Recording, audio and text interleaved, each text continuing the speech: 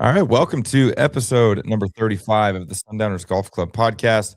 I'm Giovanni Medilli. I'm your host. I'm here with Matt Caldwell. Matt, how are you doing? Especially after the first week of the 2026 PGA Tour season. Dude, I'm really excited to get going. I had been kind of not watching a crap ton of golf, obviously. But it was fun to just have it on. It was just golf was just on my TV, sans when the Denver Broncos were playing. And it was nice that, I'm buzzing around the house doing the things that I need, and I'd come and I'd watch a few holes, and it was nice to have that back. I was excited. Yeah, I mean, this is historically a tournament that I really don't care much about. I think the last one that I really remember was pretty sure Justin Thomas, when he won like 6 times in a season. Pretty sure he shot 59 here once, maybe like 8 years ago.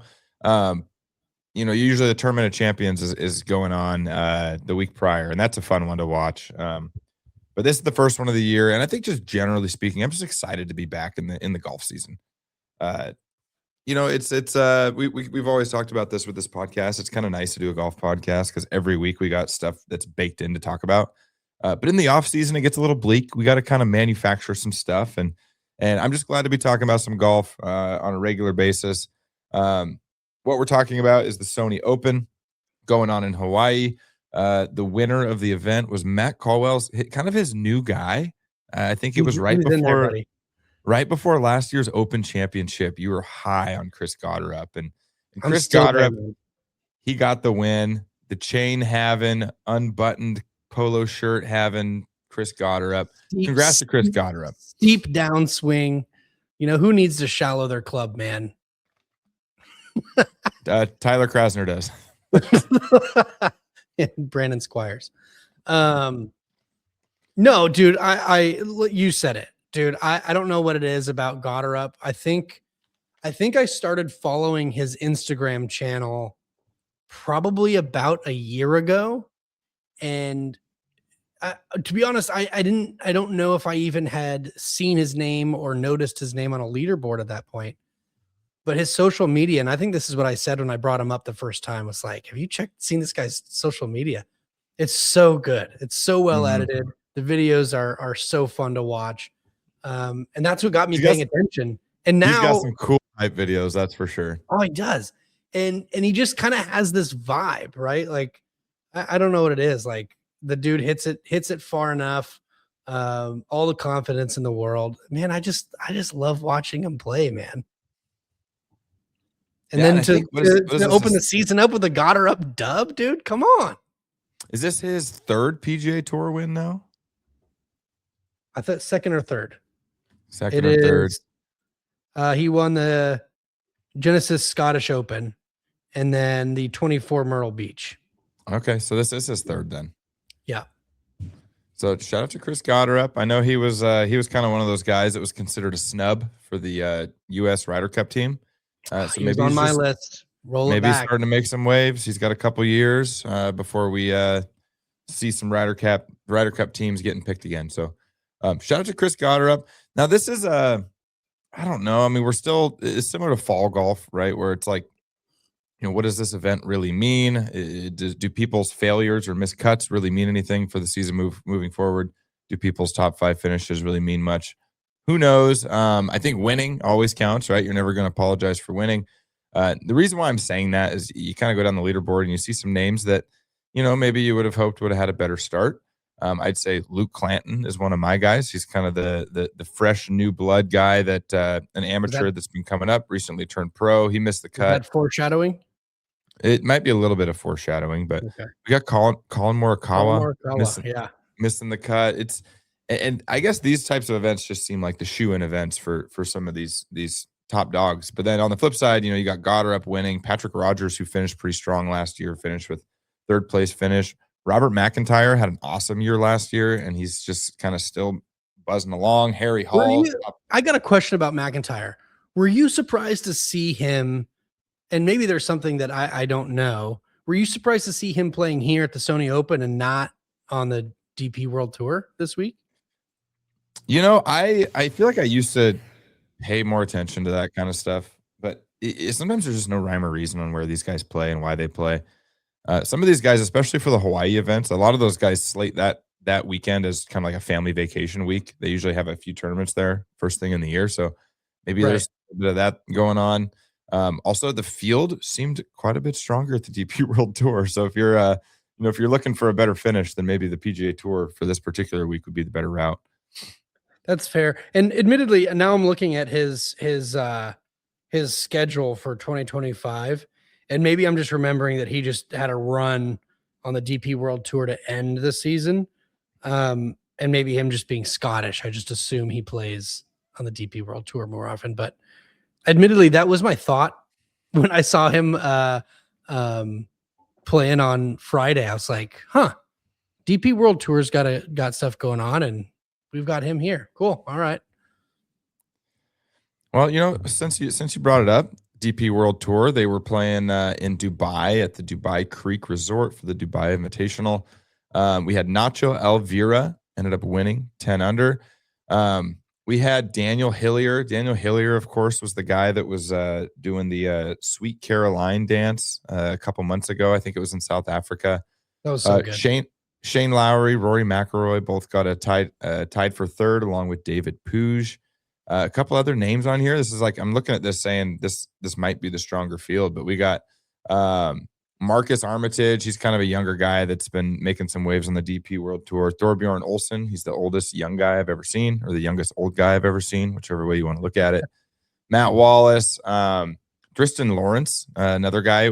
What event last year was he buzzing around at? Was that the U.S. Open? Thurston Lawrence? Thurston or Tristan Lawrence? How do you pronounce it? Oh, it is. Oh, it's Tristan? Tristan Lawrence. What do we got? The Wyndham. Oh, he's at the Open Championship T45. I think he was he was in Rocket the mix. Classic, he was a top 10. I thought he was in the mix at one of the majors. Maybe I'm mistaken. But I thought it was at the U.S. Open that he was making some waves, but anyhow, just going down the leader. He won the 2025 Omega European Masters. Maybe that's what you're thinking of. Okay. At does it say the course? Cran-Soucier Golf Club in France. Interesting. Sure. Is that south? Is that what that means? You're asking the wrong guy, Bubba. I only speak one language. So DP World Tour back in action, although they kind of never were out of action. Sorry, my cat is going crazy. She's going berserk. Get Tiger on it. He just loves to stand on this desk, especially when I'm recording. Otherwise, he doesn't seem to care.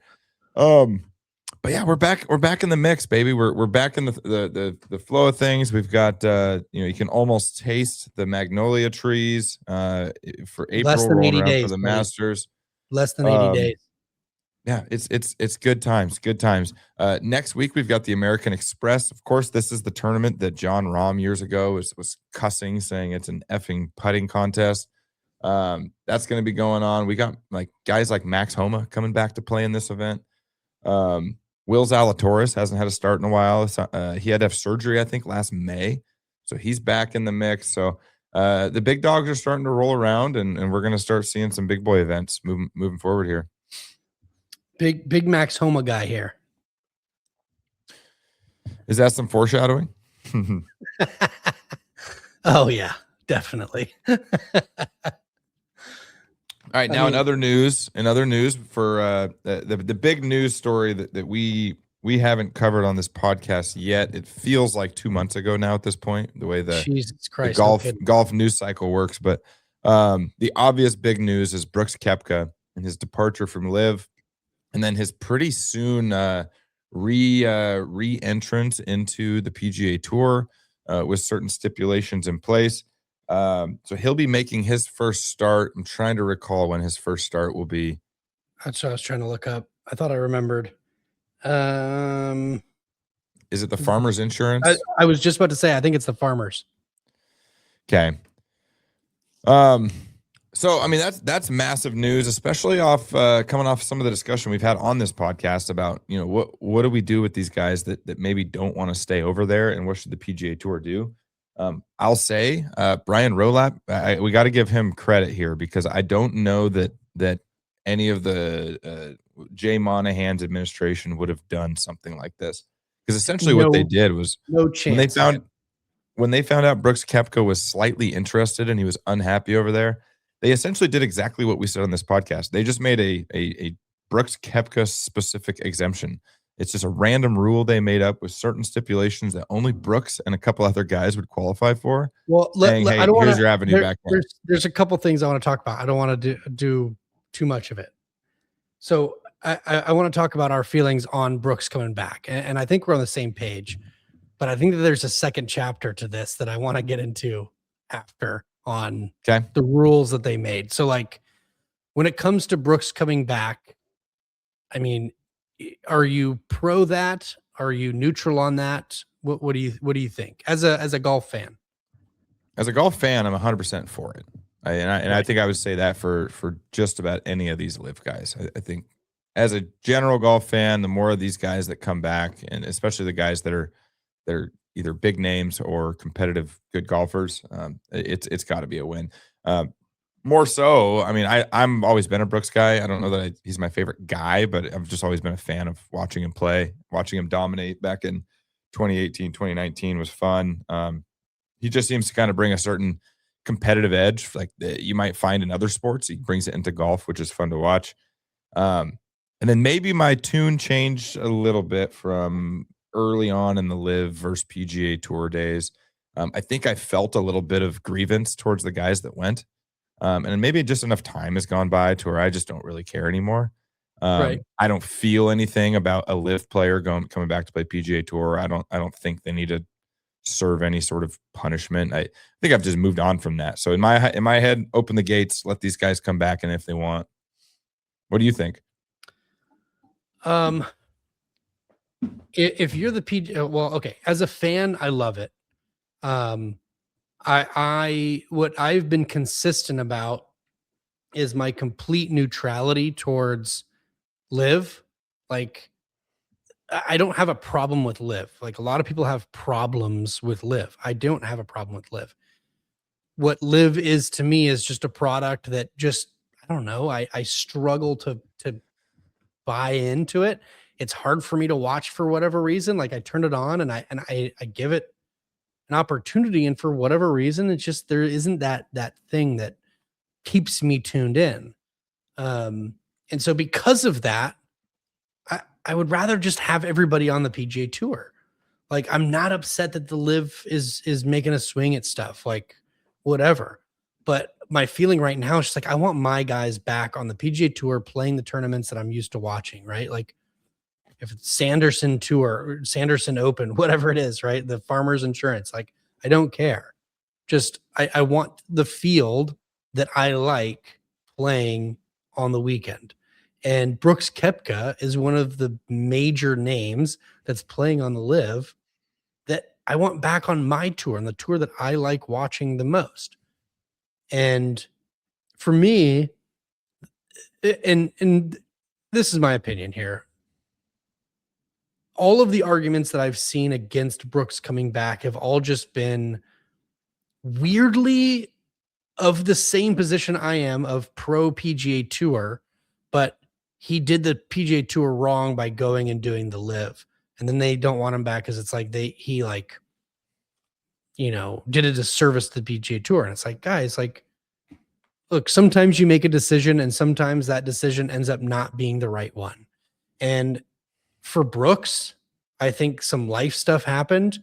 I think we were privy to that, you know, a couple months ago that some personal life things happened, and maybe that played a role in his performance, and maybe that also played a role in his interest in not wanting to be on live. And I think it's okay to change your mind. And so on a personal level, if Brooks is happy being back, I'm happy for him. As a fan of golf and a fan of the PGA Tour, I'm twice as stoked to see him back. So yeah, like, this is such a positive to me.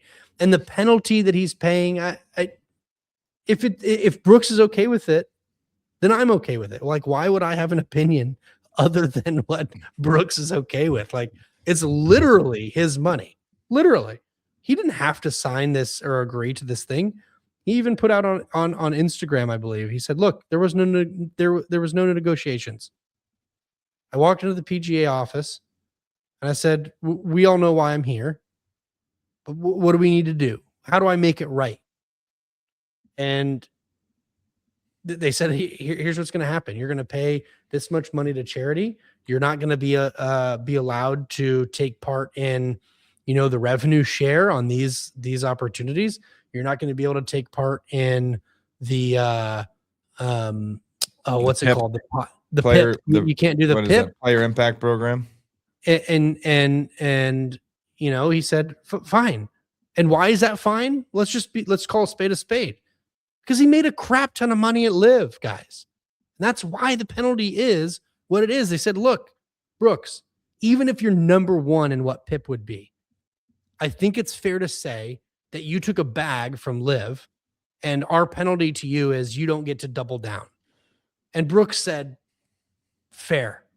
I get you. I did what I did. You guys are doing what you're doing. You're welcoming me back. Let's make it right. Right. So whatever money I would have earned gets to go to a different golfer, the same golfer, theoretically, right? Like it would have gone to the same golfer, whether I was back or not. Yeah. And so this is such a good decision. And here's the other thing. The PGA Tour, I'm going to roll into the other part of this thing, right? So they made a decision on how many years back they were going to go. And the golfers in that run was Brooks, Bryson, Cam, and John Rahm. Okay. Here, really, really quick. You should define specifically what you're talking about. So the rules that were put in place, the ramifications of Brooks coming back were it was a certain criteria that a player had to meet, right? Yeah, you had to be a major winner within the last 5 years, correct? Was that it? 2022, since 2022. Okay. So they picked that number. No offense. Well, yeah, so they picked that number. And they did it because Phil won the PGA Championship in 2021. That's what I'm trying to get into. I think that was a personal shot at Phil Mickelson, because if they wanted Phil Mickelson, I don't know if there's another guy that qualifies with one more year rolled back. So they easily could have rolled it one more year back and said, okay, 6 years. Phil, you're in. Also, Phil might be the only guy that they don't want back. That's my point. Is I think Phil, as great as he is, I think his activity on Twitter, his activity on X has rubbed the wrong people, or the right people wrong, or the wrong people right. I don't know. Yeah. So I think that was a shot at Phil. But regardless, I think the PGA Tour here, they have the default leverage. And what they're, in my opinion, is they're giving the opportunity for the big names to come back and them to make a big splash move to bring big names back to the PGA Tour. Because here's the thing. If you don't think the PGA Tour wants every single one of those guys back, you're wrong. They do. They want all of them back. Every single guy that can qualify for the PGA Tour that's on Live, PGA Tour wants back. But here's the reality. They're going to write the rules for the big names first, because if the big names come, Live dies and those guys don't have any other place to go. That's the reality, right? So if you get the top 15%, Live dies, literally nobody watches, and then the Live Tour goes, or the PGA Tour goes, you guys don't even have a home. Yeah. So now we have all the leverage. And guess what? We were messing around. Sorry, Brooks. Sorry, whoever. We're going to give these guys lesser penalties because, well, they didn't benefit like you did. And, maybe they have to go qualify through the Korn Ferry Tour or whatever. But we're going to welcome them back too. I think that's what this is. So I think that the rougher ride is going to be for the first few guys. But financially speaking, I think that they're going to be okay. And that's the benefit, right? Like, you're leveraging the fact that the main people that you want back for your product are already set financially, and they can take the hit, the burden, the penalty, right? Yeah. The penalty. Because if you're going to, because this is my opinion, but I like I said, I want all of them back.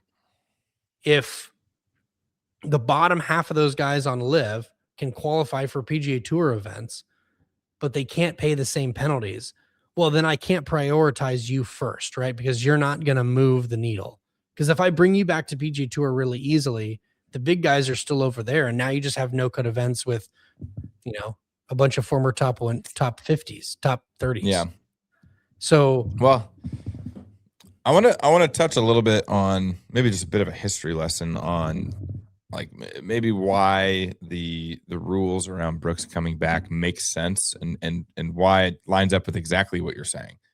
Is the rule essentially says you don't qualify for the PIP, which is the what is it? What does it stand for? Player Impact Program. Impact. Maybe it's essentially I don't know, call it a popularity contest, call it, based on their metrics, whoever had the most impact in the greater social media, fan engagement, X, Y, and Z. Who moves the needle the most for the PGA Tour?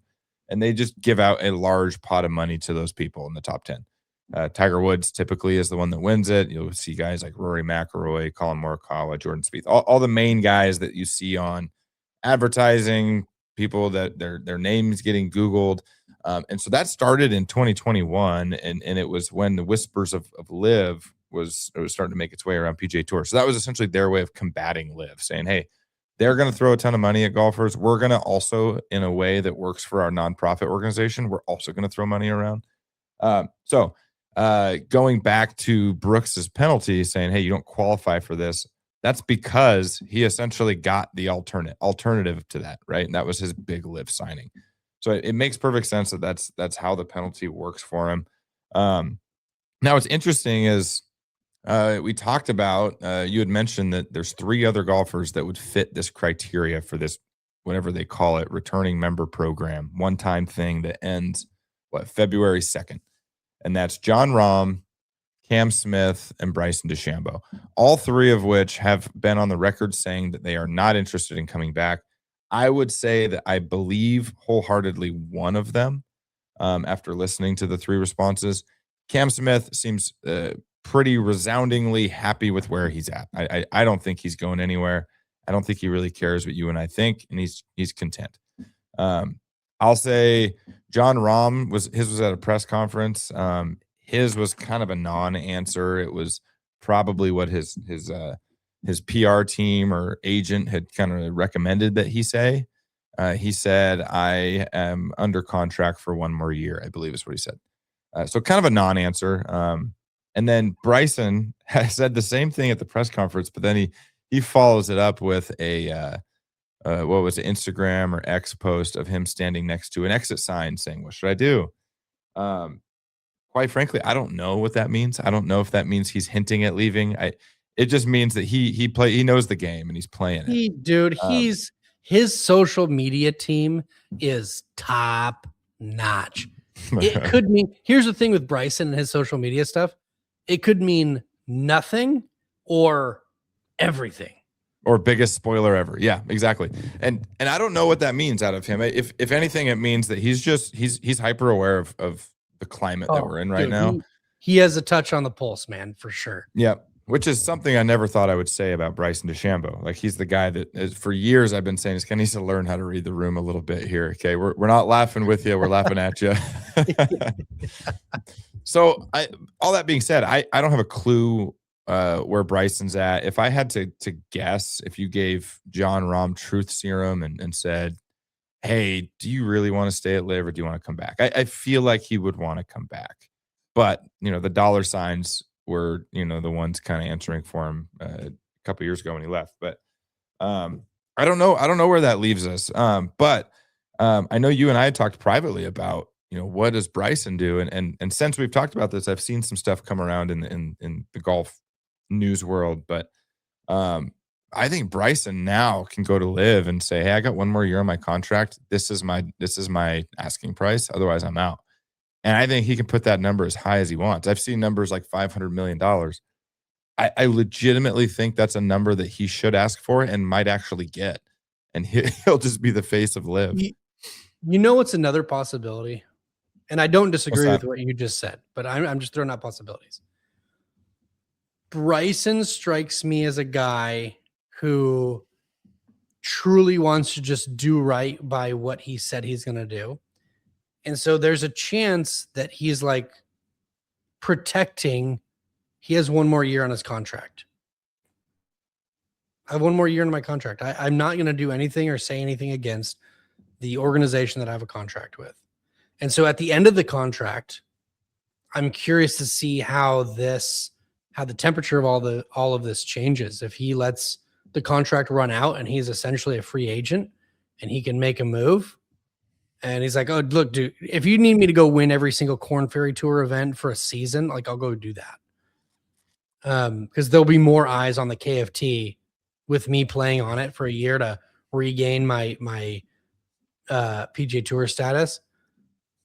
I could see that also being a possibility, to be honest. Yeah, I mean, it's the possibilities are kind of endless for him in his particular position, right? I mean, I'd argue he's number 2, maybe 1B golfer in the world right now behind Scotty. I've been on the record. I know you have for months and months that I think he's the only guy that could dethrone Scotty right now. And you've been on this beat for a long time, but he's in such an interesting place. He's kind of the one of one, right? The other guys that went to live, Brooks included, are guys that, I don't know that any of us have these huge high hopes for Brooks coming back to PGA Tour, just because he hasn't been that competitive over there. Rahm's done good. He's played well, and he's still a data golf top 5 golfer, but it just seems like Bryson is in a league of his own. There's 11 events on the schedule for live golf next year. So in theory, you could picture Bryson, depending on what his motivations are, he can do exactly what he's doing essentially until he turns 50, and he can ask whatever number he wants and play 11 tournaments a year. Sure, they're more around the world than you would on the PGA Tour, but you got 11. Who cares? You got 11 plane trips planned, and then everything else is YouTube golf. I mean, this guy legitimately could be the richest golfer we've ever known. And not just, well, hold on. There's more detail to this. Not just YouTube golf. Like he's going to be able to do YouTube golf at whatever course he wants. Hey, Michael Jordan, can I come do a video at your course? Hey, Shadow Creek. Hey, like whoever, right? Like there's obviously a few limitations, but if there's a guy on YouTube golf that has access to almost every course that you could imagine, it's that guy. And he has access to every other social YouTube golfer, Instagram, Connect. Like he has it all. There isn't a door that's closed to Bryson in that world. So like you're saying, like his earning potential, like if we're just talking financially, the world is Bryson's oyster at this point. Like he almost can't make the wrong decision. And I'm just hoping he makes the decision that makes me the happiest at this point. Like do the thing that I like. Selfishly come back to the PGA Tour. Right. Like I want you to go against Scotty because Scotty's just running roughshod off these dudes. Like I feel like you're the only other guy that could consistently give him trouble. And Rory McIlroy is still playing golf. Like I still think Bryson is the only guy that can do it. So it's tough, man. I mean, it all comes down to what their motivations are. I think a little bit of what's telling about Brooks coming back is I think he does miss, being in the mix in majors. There's no denying that it's a lot harder for these guys to qualify for the majors while they're at live.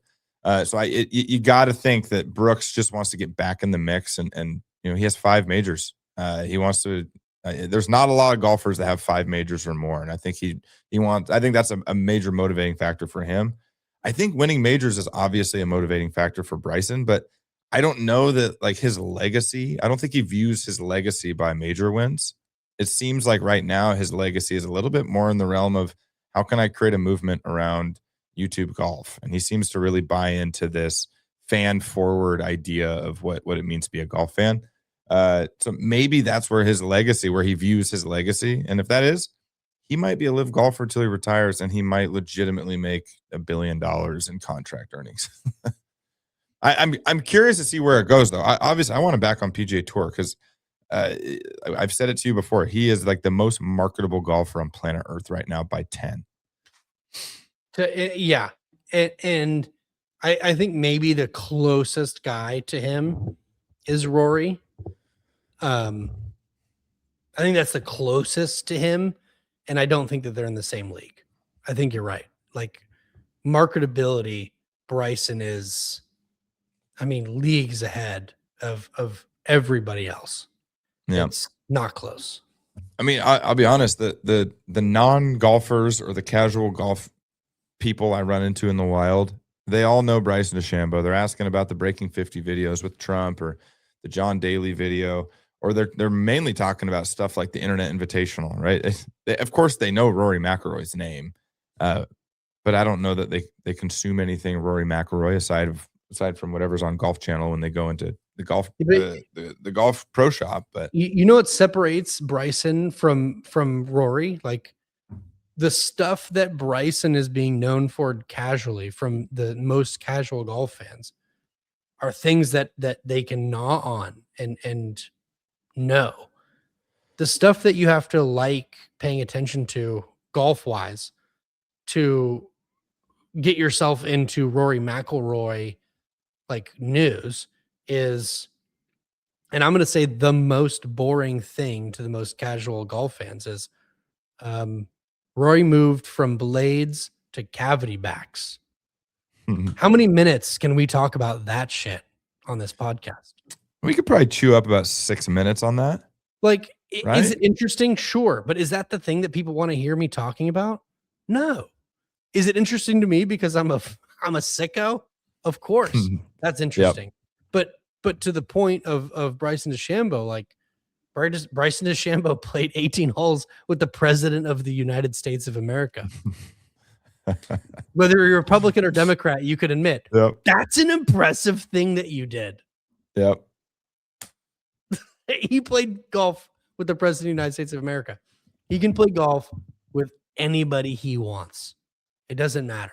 And it's going to be on his YouTube channel. And all you have to do is go to youtube.com or load up your app and fire it up. And you've got Bryson and whatever thing he's decided he's doing.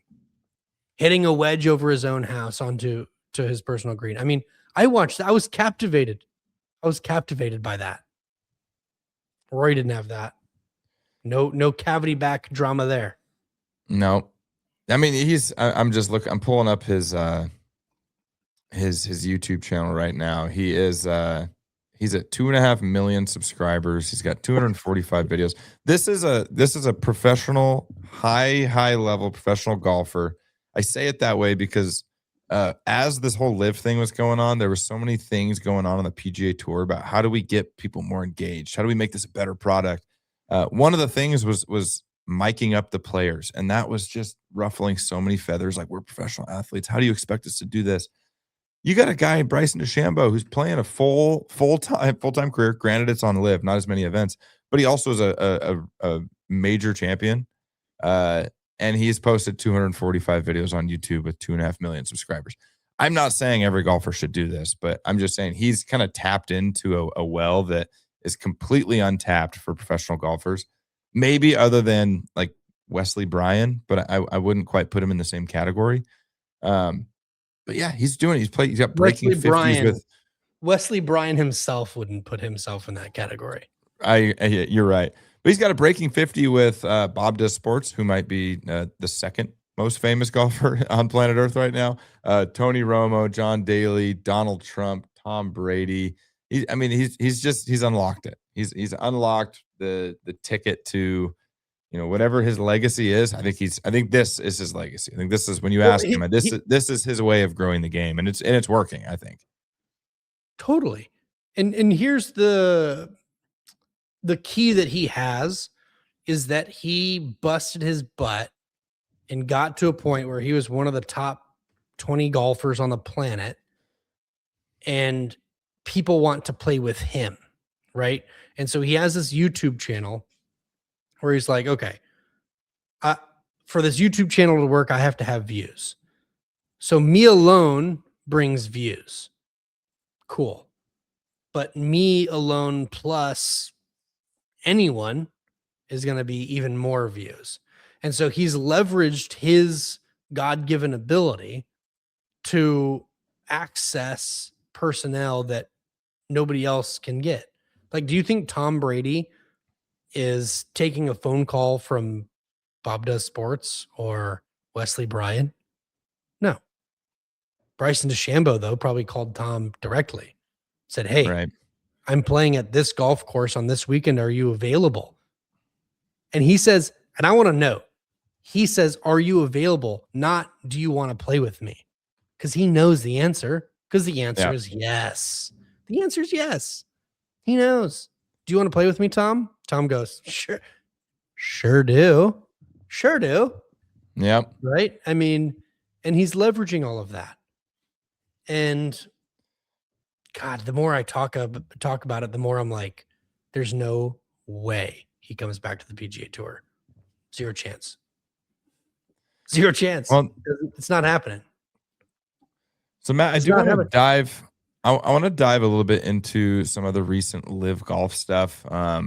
There's been some recent signings. I wouldn't say massive names, but big enough names worth mentioning. Well, one, Anthony Kim ended up regaining his status at the what was it, the qualifier event. So he found himself in relegation, but he earned a spot onto this. I can never remember the name of it, but it's essentially a tournament where you can earn your way back onto the live. And props to Anthony Kim. He earned his way back on. There was some stuff going around about him kind of silencing the haters, shushing the haters. I'm not quite sure I'm there yet. But I think we can give him flowers and say he earned his way onto the tour that he didn't earn his way onto. But he answered some questions, right? I'm happy to see that he's playing good enough golf to earn his way back on. So I think that's pretty cool to see. There was some reporting going on about Akshay Bhatia, who declined what sounds like a pretty sizable live contract, citing legacy and competition of the PGA Tour as to reasons why he chose not to go over there. Siwoo Kim was another name that was offered a pretty substantial live contract, and he denied it. Players that chose to go over, Ben On. So Ben On's a player that we've talked a little bit about. I wouldn't quite call him a household name, but I think he's in the category of most golf sickos know his name. Yeah. Any other new live players? I know we talked about Thomas Dietrich going over to play on the Four Aces, Victor Perez. Any other players I'm missing that have gone over? Not off the top of my head. The Dietrich and Perez were probably the big names for me that decided to go over. When I saw the Akshay Bhatia news on X, it was Akshay Bhatia and live on the headline, but it didn't say what. And I was like, no, really? They got him? I was kind of shocked until I read it. Like, he denied them, and that made a little bit more sense. I think I remember in December, Sungjae Im was rumored to be going over. I don't see any evidence that he is going over. But there's a little bit of stuff going on. I do find that piece interesting, the relegation piece of live golf. It's, I guess, not interesting for me to be glued to my TV on it, but it is kind of a fun wrinkle. And in other news, Patrick Reed was spotted saying something about the PGA Tour is the most competitive golf tour. Did you hear about this? Patrick Reed said that? Yeah, let me I'm gonna pull up an article. I don't know if it's tongue in cheek, but as it's quoted, let me find it here. I'm trying to find it here.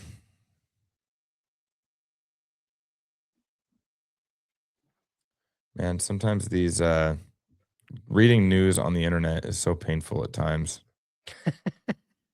So you got to scroll 17 times and it's given to you in like 3 paragraphs at a time. Okay, so he says, I'm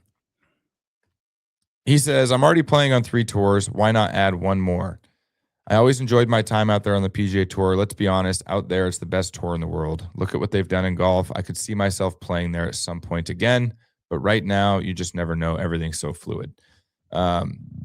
So this was, of course, in response to Brooks going over and everybody wondering if Cam, John Rahm, and Bryson are going to go over. Of course, Patrick Reed doesn't fit into the qualifying criteria for what the PGA Tour laid out for players to return, but I think he would be a guy. I'm not going to say he's going to have the red carpet rolled out like Brooks did, but I would say Patrick Reed's in the category of guys that there'd be a little bit of bending over backwards for him to come back, I think. What do you think? Well, I mean, I think I kind of said it earlier. I think the PGA Tour is going to tailor the return rules for different players differently. You know what I mean? Yeah. I think there's always room. He went on to say, when asked if he would go over if he had the chance, go over being back to the PGA Tour, he said, "Right now, it's not even a decision." That was for 22 and on winners, referencing the 2022 major winner exemption. So I definitely would have to think about it if that number came down to 2018. Right now, it's hard to say really what we're going to do or anything like that. Right now, the biggest thing is trying to play some good golf these next 2 weeks, not only to solidify myself out here on DP, but to have good momentum going into the year. So pretty non-committal, but I think just the fact that he's having these kinds of conversations, he doesn't even have a chance to go over, and he's already giving a kind of a maybe I would, maybe I wouldn't. Whereas other guys that have the opportunity are saying firmly they wouldn't go. Makes me think that I think Patrick Reed's a little bit jealous. I don't know if that's too much of a reach across the aisle to say, but it sounds like if he was given the chance, he'd probably be pretty interested in going back to the PGA Tour. I'll be honest. Maybe this is my bias, but I think a lot of the guys that are out there would, outside of money, like money aside, would prefer being on the PGA Tour. I think the golf is what they're used to. The the stakes are what they're used to. I think the history means a lot, especially to the sport, right? Like you talk a lot of, different sports. I don't think it matters as much. But I think golf, it does, right? Like there's such a history to a lot of these tournaments that, we don't give enough credit to for these guys where it matters, right? They walk in the clubhouse, the stuff that we don't get to experience as fans is they get to walk into these clubhouses and they get to see the names on the walls and the trophies and the history and being in the clubhouse and the locker rooms and all this stuff. It's hard for me to believe that most of the guys on Live, if money were the same, would just choose Live. Like, I think that's really the only thing that Live has going for it is the cash. Yeah. And well, we've talked about it quite a bit. I mean, it's kind of crazy to look back. We're 2026, and it was June of 22 that Live hosted its first event. So we're 4 years removed almost, and it's just crazy to see how much they had a lot of early momentum with some of the big names, but there's just not that like built-in infrastructure into the league that makes it feel sustainable. So like when Brooks comes back, it's kind of like yeah, sure, why not? Come on back. Because I don't think it's really viewed much of a threat anymore because we're not seeing like the Luke Clantons and the Blades Browns of Live Golf popping up, right? They don't have a way of getting into that league. It's they don't have the process for a young star to rise their way into Live Golf. It's kind of handpicked guys. Go ahead. Well, it's almost like Live, if they were to continue existing long term, right? Let's project 10 years, 15 years. As it's going now, they need PGA Tour success for them to continue. I don't see how they're operating right now being sustainable without having PGA Tour success, right? I'm going to bring a name up. I'm going to like shoehorn him into this conversation. Jackson Koivin. So Jackson Koivin's a college golfer. He's one of the top college golfers in the country. If he wanted to go pro and get his card, I think he would pretty easily do that. But Jackson Koiven isn't going to be a guy who's nabbed up by Liv if it weren't for PGA Tour, right? Like they're not going to come sweep him up. Like he's going to have to perform on the PGA Tour first before we see his name either accepting or denying a Liv offer. And I'll put, and I'm picking him on purpose to prove my point down the road. Like I think in a couple years, next year, year after, I'm going to be proved either right or wrong.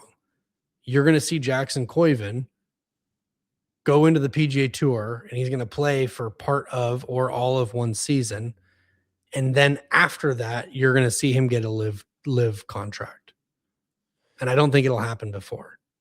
Well, I And think so what if PGA Tour doesn't have its success, I don't think the Live Tour has its success. And I think you're kind of proving my point in that if Liv had a PGA Tour U thing, right, where let's say Liv is going to different college tournaments and recruiting, saying, "Hey, whoever wins this tournament gets a spot on Liv." Like I think that right there would help Liv in that they can expect young talent to get infused into their league instead of relying on the first wave of guys that came over, which also just so happened to be 45 plus year old guys that are kind of past their prime. Eventually it's just going to dry out. Brooks is going to come back. John Rahm's going to start getting older. Bryson's going to move on to YouTube. Phil Mickelson's not going to compete anymore. All these guys, I mean, they can only play for so long. And unless they have the next wave of John Rahms or Scotty Schefflers or Jordan Spieth coming into their league, it's just going to fizzle out, right? And you're right? Like it seems like that's their model, right? They want to see if guys are good enough on the PGA Tour that before they offer them. They don't want to take a gamble on somebody who's not good enough to play on the PGA Tour. Well, and the reason they have to do that is because they don't have a well-established qualifying system like the PGA Tour does. And I've talked about this 1,000 times. The reason I love golf is because there is there isn't any question whether somebody deserves to have their PGA Tour card. If you've earned your PGA Tour card, you are good enough to be on that tour. Period. Full stop. You know what you're doing. You can hit the shots. Unlike any other sport on the planet, that's true. And Liv doesn't have that. And they're trying to, right? Like that's one of the main beefs the official world golf ranking has with them is like, what's your how do you qualify to be here? The Asia Tour? That's it? Yeah. Name 5 guys that have qualified through the Asia Tour. Like name them. The Mensa Tour, actually. My bad. Dude, No disrespect. Do you remember talking about this? Now that you mentioned, I remember you bringing it up. But I still don't pay attention to the tour. Is it the Mina Tour? Is what it was. Isn't Mensa the genius thing? Mensa's like the civilization or the what is it? The society for high IQ people. Is it a society? Just a club? You have to. It's like I don't know, like a what's the word? Look, if I knew the answer, I'd be an honor, honorary society. If I knew the answer, I would probably be in the club. I'm not in the club. I actually hope my coworker doesn't listen, or if they are, former coworker who is touting her on the waiting list to be in Mensa. Just terrible to work with, by the way. But Mensa International. Yikes. Join the 2%. In order to join Mensa, you have to take a Mensa-approved intelligence test that has been properly administered and supervised. The test you need to attain a score that places you within the upper 2% of the general population. It's the world's largest, oldest, and most famous high IQ society, a thriving global community of around 150,000 highly intelligent people. Cream of the crop, I tell you. Cream of the crop. Yeah, I'm not in the club. I'm not in that club. Yeah, I mean, holy moly. Yeah. It's one of those things that, like, maybe it would be kind of cool if you got invited to be into the Mensa thing, but you got to apply to be into Mensa. So it's just kind of weird. Anyway, but the point remains, right? Like, the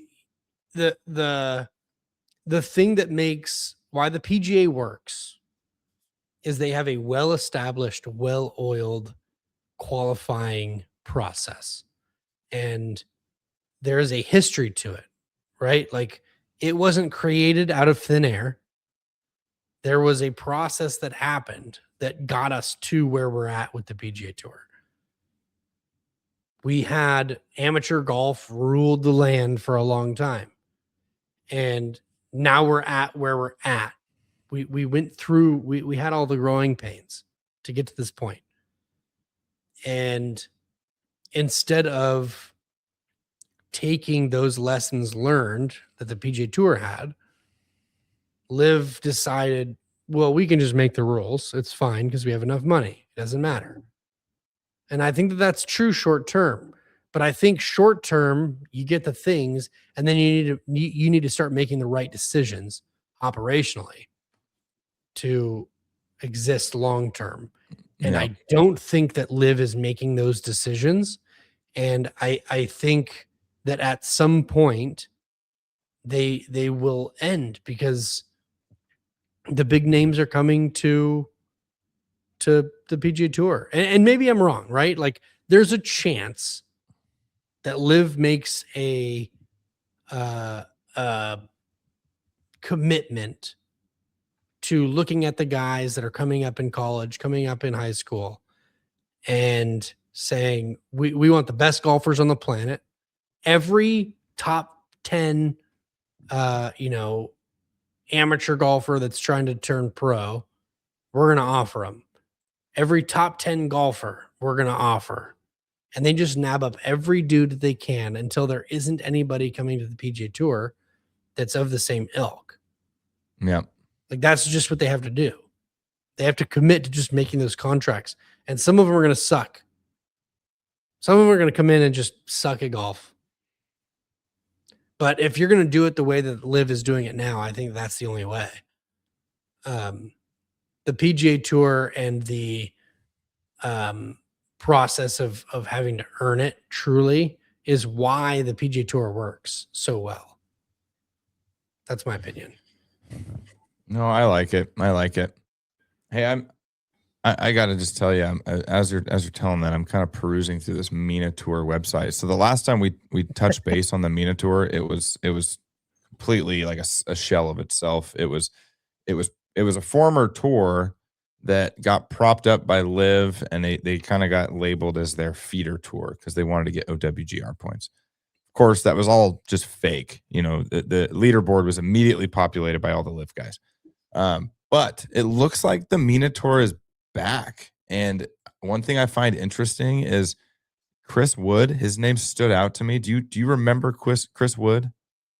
Englishman? Chris Wood was a former Ryder Cupper, kind of a big DP World Tour, Euro Tour guy. And he won at a MENA Golf Tour event. Where was this thing at? Middle East and North Africa Golf Tour is what it is. And he won the Roliar Algarve Classic in December of last year. Just crazy to see that name. Chris Wood playing on a MENA Golf Tour. And I don't even really know where MENA Tour fits in the grand scheme of things, honestly. Anyhow, shout out to the MENA Tour. I would have never guessed Chris Wood. I'm looking at his now. What is he at? Where are we at ranked here? What's Data Golf have him at? Chris Wood? Yeah. Let's take a gander here. Chris Wood, 38 years old, Data Golf. Where is he ranked here?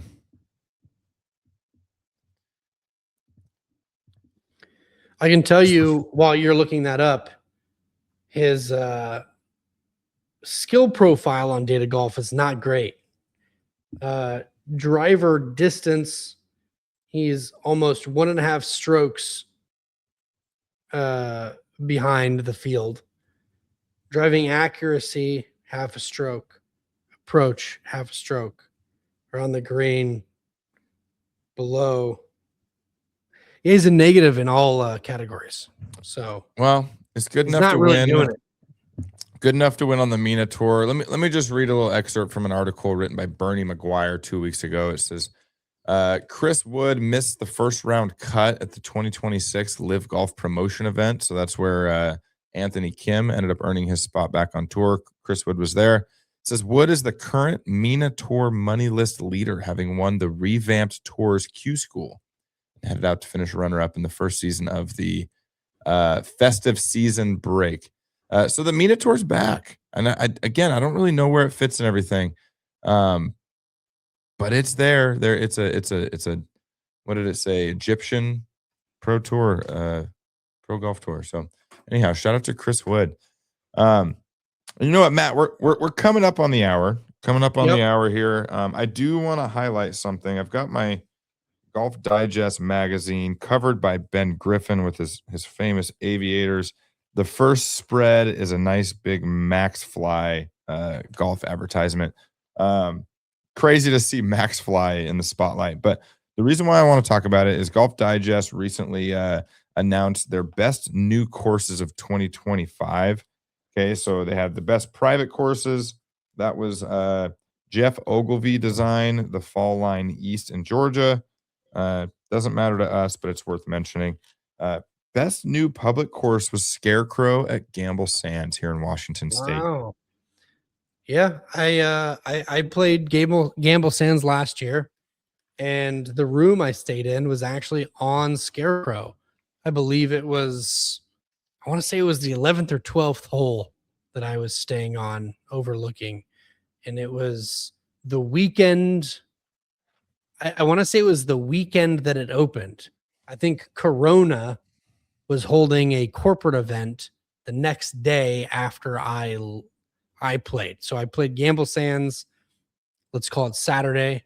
And I think Scarecrow had a corporate event that Sunday from Corona. My understanding is that that course. So when I played Gamble Sands, I would describe it. It's fun. It's very gettable. If you're a decent golfer, like you should score pretty well there. Right. If you, I'll say it this way: if you're a single digit handicapper at all, low double digit handicapper, 80 should be the score you're shooting for, right? It's a very gettable course.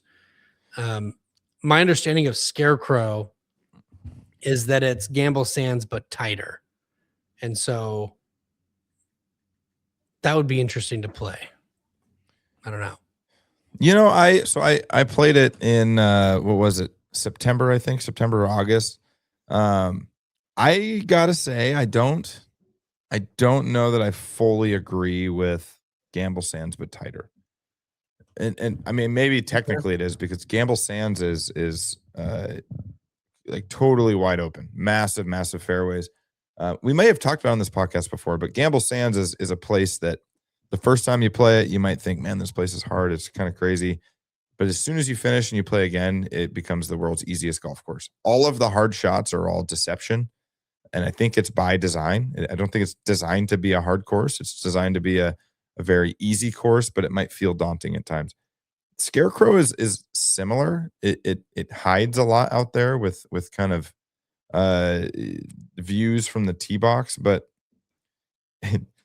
it felt like, and this is not me dogging on Scarecrow, but we went there just to play Scarecrow.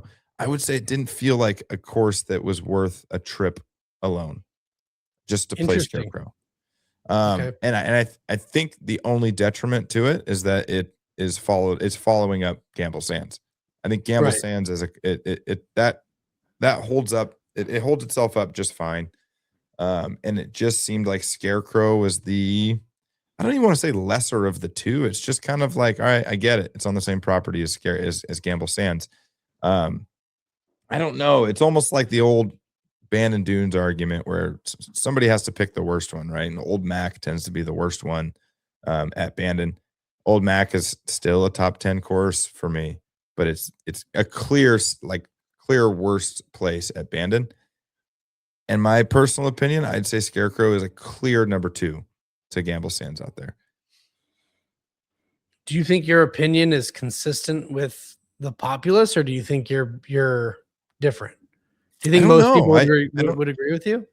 I don't actually know. I know that like Kraz and Matilla, those guys played opening weekend, and their opinion of it was not super high, but I think a lot of that was because it was opening weekend. I don't know that the greens were fully ready. Like when we They played the weren't. course, I'll say when I was staying there, I was only, I want to say, a week or two.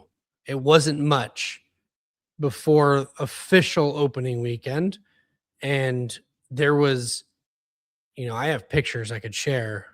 There was no grass in the fairways that I was looking at. Right, like some of the greens had grass, but some of the fairways were kind of still barren.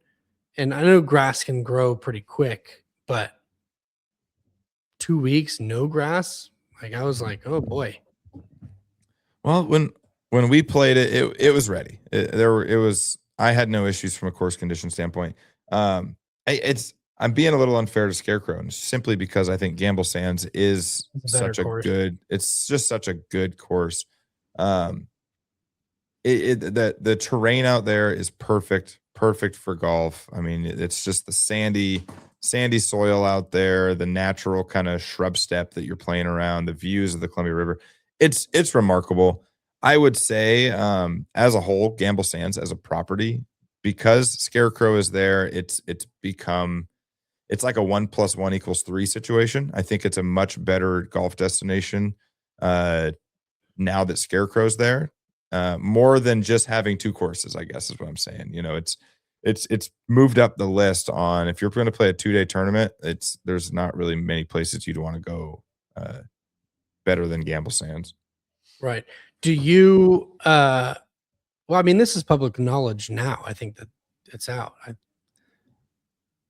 After playing Scarecrow, are you more or less excited about the fact that the same designer is building a course here in our town? I'll tell you, me playing Scarecrow has nothing to do with my opinions of that, and it's because I think David McClay Kidd is an unreal course architect. I've played his courses before, and I just don't think you need to look any further than Bandon Dunes. Right. He also designed Gamble Sands. Right. So yeah, I mean, whether I play Scarecrow or not, I'm absolutely thrilled that we're going to have a David McClay Kidd designed course within 30 minutes of our house. What 30 minutes is conservative. I guess maybe for you. For me, I think it's 15. It's over by the Yeah, Burbank Bridge, right? correct. Yeah, Yeah, it's about 30, probably 25-30 for me then. yeah. But still, I mean, it's right. It's in town.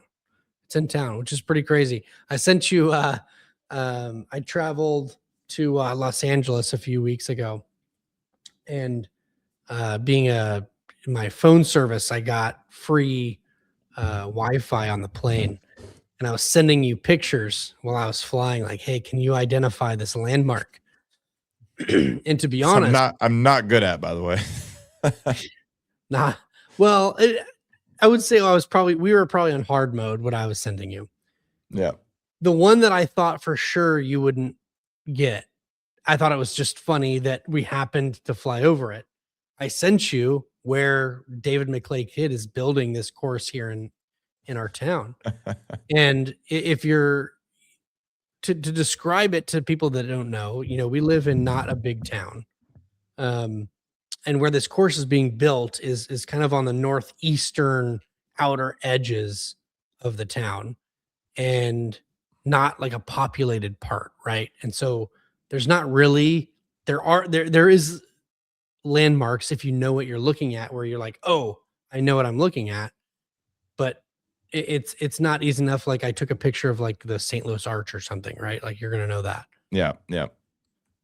So we happen to be flying pretty low to it, 1,500 feet, 2,000 feet. And I was like, holy crap, there it is. There's the golf course. And so I snapped a couple of pictures and sent it to you, like, hey, where am I at? And you nailed it. You nailed that they were building it. I think the last time that I read about the course, they were still projecting a 2026 opening that we'll have this course open. Is Wow, that the last that thing you saw? seems that seems sooner than I would have expected. Same here. If you were to ask me, I would imagine a late 2027 Open, which means probably a safe bet would be spring 2028. If you were asking me, right? If you wanted to have all your infrastructure built and everything operating how you want it, I would imagine a spring 2028 is when you start playing golf. Yeah. So, but no, I'm pretty cool. excited for it. I'd like to I don't know, I want to try to weasel our way into that place. I want to get an opening like an open weekend invite. I think we can make some calls. I think we can make that happen. What was kind of fun is I did get to visit it very, very early on. And we had some golf clubs and some golf balls out there. And, you know, I got to play a couple of the holes. And now, to my knowledge, some of the holes that we played have been redesigned. But what was kind of cool was I think I was out there on let's call it a Saturday, and there was like footprints of people that had walked the path that I had walked. And it was kind of fun knowing like, oh man, like I know just yesterday, 24 hours ago, David McClay Kidd and his team were out here walking this course, putting, okay, here's the tee box, here's the landing zone, here's the green. And we were kind of walking it. So it was kind of fun to see the process of how a golf course is kind of laid out of like, okay, we get to topography and we draw it based on the topography. We come visit it. We're going to alter some things.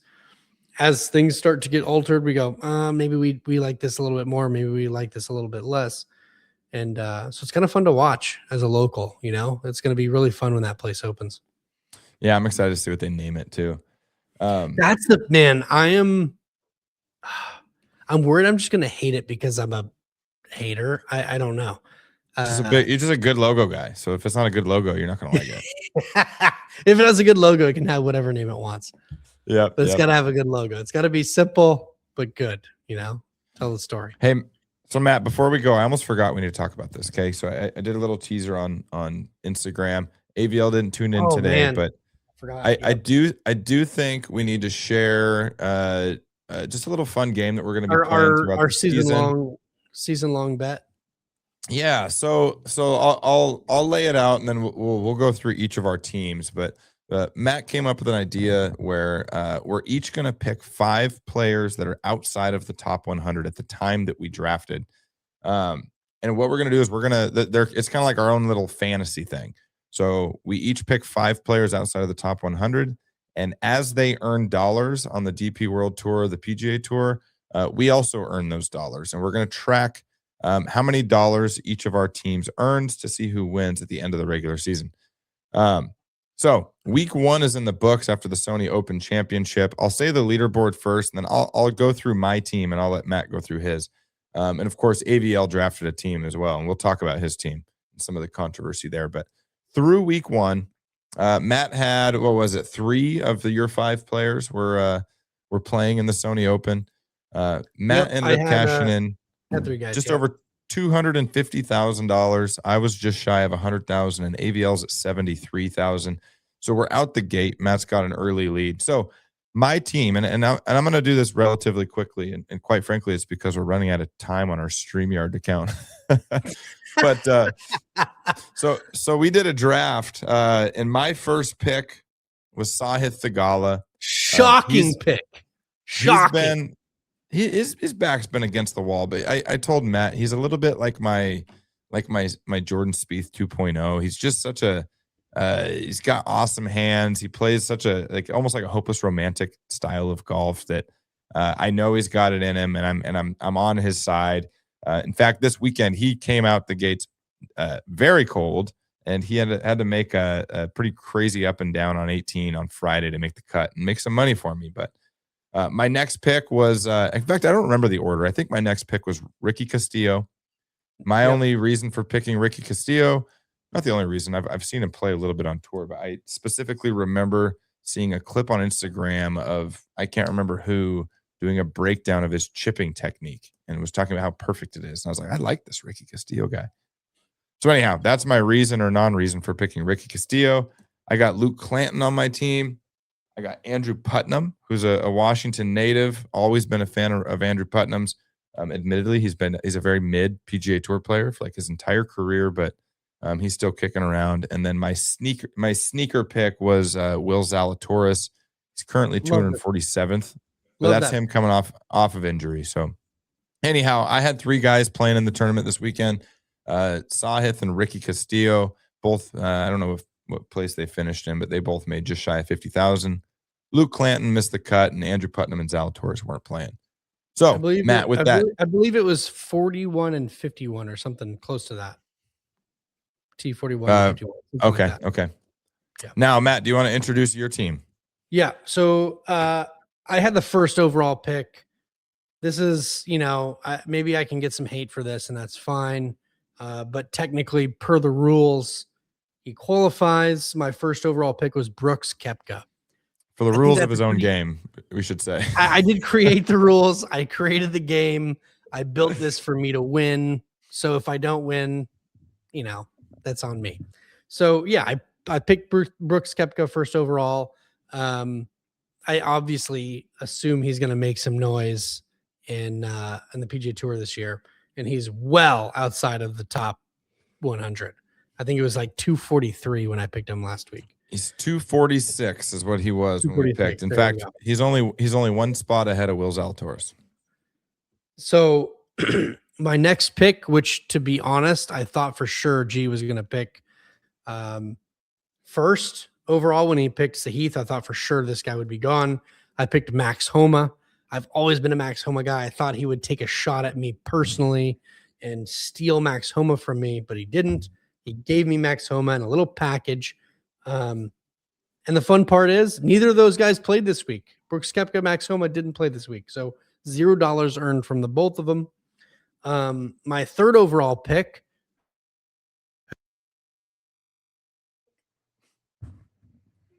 Oh, you're muted. You're muted. Now I will I'll jump in because you're muted. You might have some technical difficulties going on, but we got Christo Lamprecht. The giant himself is another guy that you picked. I know I watched him at the British Amateur. That's a fun player to watch. You got Max Homa, Vince Whaley, and Jake Knapp. Vince Whaley and Jake Knapp were the 2 players on your team that did end up making the cut. Jake Knapp, I can't remember his position, but he made $220,000, which was kind of the main reason that you ended up taking the lead this week. I think I'm back. Am I back? You are back. You are back. All right. Yeah. So like you said, Christo Lamprecht, he was a fun pick. I'm kind of excited about him this season. To be honest, I picked him just to make sure that I paid attention just because, I don't know, I'm excited to see how he does this year. And I think you named him my fourth and fifth picks. Jake Knapp. Jake Knapp has one of the sweetest swings in all of golf. The fact that he was outside of the top 100, I was like, this is an easy pick for me. And then Vince Whaley. I just, you look at how he's been playing, where he's at with his game. I think he's going to have a surprising season. I think he's going to be kind of one of those guys that just is kind of always in the mix, but nobody's talking about. And so I took him. And Jake Knapp did it for me. I think it was a T11 this week at the Sony. Vince Whaley with a T31, I believe. So yeah, Jake Knapp did the heavy lifting with a 226.75 earnings. Had to share that, which I thought is a fun stat that I don't know if everybody knows. If you're watching the PGA Tour, you see first place, second place, third place, and you see the ties, right? So you see T2, T8, T whatever, right? So if people don't know what actually happens is if you have T2 and you have 2 or 3 guys that are tied for that position, you have first place and then T2 plus however many guys, let's call it 2 guys. So you have 2, 3. So the purses that are set out for second place and third place are added together and then split in half. And then that's how that purse is divvied out. Yep. And so you have T1, he gets his purse, T2, and T2 for the third guy. And so then the next one is T4 or fourth place if it's single or whatever.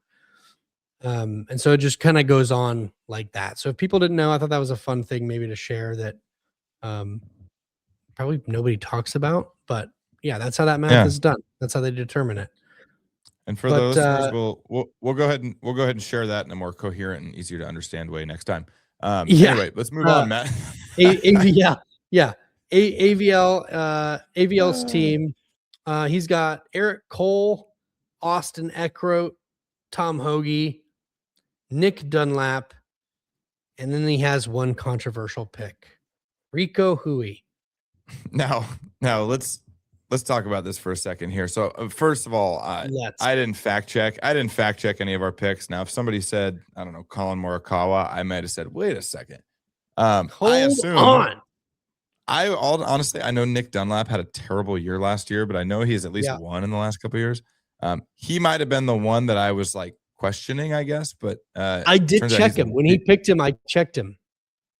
Now I'm making these little stupid graphics on Instagram. Not very good at it, but I'm over here chipping away, checking these guys' world golf rankings, and Rico Hui pops up as world rank number 71. And at first, I'm like, how did we let this happen? But then the more I thought about it, I'm like, but it's Rico Hui. I don't know. Like I think that's the fun of what we're doing here. Is it's right now we've baked in 15 golfers that now we're automatically going to be scouring the leaderboard for. We already know where the other guys are going to be. We already know the names of the guys we want to watch. It's fun that we're now adding Rico Hui to our list of Control F golfers every time we tune into the leaderboard. And quite frankly, I think, and this is me totally guessing, but I think the difference between we're going to eliminate Scotty from this conversation, but let's say that the difference between the number 5 golfer and the number 20 golfer is a lot wider than the number 50 golfer to the 120th golfer. I think when we hit to the Rico Hui part of the list, they all just kind of blend into the same golfer. I don't know that Rico Hui at world rank 71 is really that much different than Tom Hoagie at 101 or Austin Eckroat at 131. Well, I think that's the argument. I've made this argument on here before, is that I think the cutoff, in my opinion, is if you took, the top 20 Korn Ferry Tour players and just slotted them in from official world golf ranking number 76 on. As a fan of golf, I don't think you would notice at all a difference of skill. Yep. And I think I'm being conservative in how high I'm going. Like if you said, Matt, go to 50, I think I would. I think I'd be okay with that. And so to your point, the fact that Rico Hui came up and I didn't check him makes sense. And that's no shot at Rico Hui. That's just he hasn't done anything that made us go, wait a second, didn't he do this or that at this tournament last year? Like, shouldn't he be pretty high? You know who I checked? I checked Austin Eckroat because I know that name. Austin Eckroat, yep. I checked Nick Dunlap when he picked him. Yeah. So it made sense. And it was funny that and honestly, Tom Hoagie, for whatever reason, I don't know why we talked Tom Hoagie several times. I checked him. I'm a big Tom Hoagie fan. Whole team, and I didn't check him. But Tom Hoagie's 101. I think we need to check. I think when AVL is on, I think we need to discuss some sort of penalty to make things even, right? Rico Hui made $22,404, which, to be honest, a 404 error is kind of funny. That's what it is for computer nerds. But I think we need to come up with something to penalize AVL, because I tell you what, if I lose by $22,403, I don't know, man. I'm going to be pretty bent out of shape. Well, I'll tell you what, how about this? So we are legitimately running out of time, so I'll end it with this. For anybody listening to this episode, if you've made it this far, We haven't quite established a punishment / a reward for this full season long thing that we're doing between Yeah, me, let's Matt, hear and it. ABL. So for Hit us the up. listeners, Instagram, text. yeah, let us know on Instagram, Twitter, YouTube, whatever it is. Give us some ideas, and I will commit to. We will at least adopt some variation of whatever our listeners recommend. So if we get a handful of recommendations, we will pick one, and that'll be what we're going to roll with for the whole season. So we'll see how this thing shakes out. I'll probably give monthly updates on where we're at for the leaderboard. We'll talk about it every week on the podcast, of course. So with that, we got to wrap it up. We're running out of StreamYard airtime. So maybe we'll upgrade. Maybe we'll upgrade plans next month. But I'll Venmo you. Buddy. I'm happy we're back in the swing of things, quite literally on the PGA Tour. I'm excited to see where things go. American Express is next week. We'll be tuning in, and we will chat next Monday. Cash money, baby. All right. See ya.